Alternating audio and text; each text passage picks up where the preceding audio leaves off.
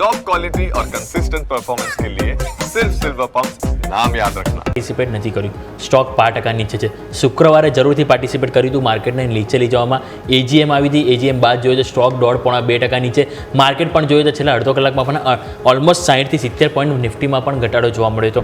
હવે આજે સવારે જ્યારે આપણે જોઈએ માર્કેટ ઓપન થવાની પહેલાં ઘણા બધા બ્રોકરેજ હાઉસ તરફથી રિપોર્ટ આવ્યા અને બધા આપણે જોઈએ તો મોસ્ટલી પોઝિટિવ. ઘણાએ ઓવરવેટ રેટિંગ આપ્યા, ઘણાએ બાય રેટિંગ આપ્યા. મોટાભાગના બધાના 1600 ઉપરના ટાર્ગેટ હતા.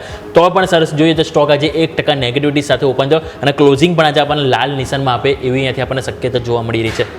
તમે કઈ રીતે જોઈ રહ્યા છો સર? રિલાયન્સ ઉપર લાગે છે કે અહીંયાથી એક્યુમ્યુલેટ કરવું જોઈએ સર ટુકડે ટુકડે? રિલાયન્સનો સૌથી મોટો ઇસ્યુ રશિયાનો ઇમ્પોર્ટ છે. રશિયાનું જે ક્રૂડ ઓઇલ ઇમ્પોર્ટ છે એના ઉપર રોજ તમે જોશો તો યુએસ સાઈડથી કંઈ ને કંઈ કમેન્ટ આવે છે.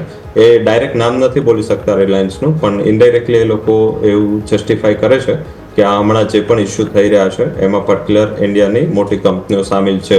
કોઈ વાર ફેમિલીના નામ લઈ લીધા, કોઈ વાર કમ્યુનિટીના પણ નામ પર આવી ગયા છે લોકો. તો આઈ થિંક એ થોડું મેજર કન્સર્ન છે કે જેના હિસાબે થોડું રિલાયન્સ અત્યારે સબડ્યુટ ચાલી રહ્યું છે. આજે પણ બ્લુમબર્ગ છે પણ મીન્સ કે તમે જોશો રોજ એક એના ઉપર લેખ લખે છે આર્ટિકલ. તો જેમ લાઈક થોડા ટાઈમ પહેલા અદાનીની પાછળ પડાતા એમ હવે રિલાયન્સ પાછળ રોજ ને રોજ કોઈ ને કોઈ આર્ટિકલ ગ્લોબલ મીડિયામાં છપાતા રહેશે. તો એક થોડું મોટું ઓવરહેંગ કંપની ઉપર બન્યું છે.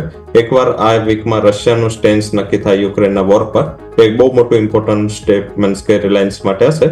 જો આ બધું નિપટી જાય છે, આ બધું આમાં સમાધાન આવી જાય છે, તો મારા હિસાબે રિલાયન્સમાં કોઈ મેજર ઇસ્યુ નથી.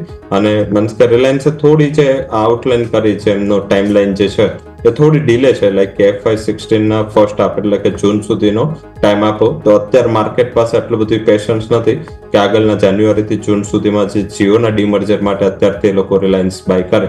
તો આઈ થિંક મને એવું દેખાઈ રહ્યું છે એટલે થોડું ઇન્વેસ્ટરોએ નવું બાય કરવાનું ટાળ્યું છે.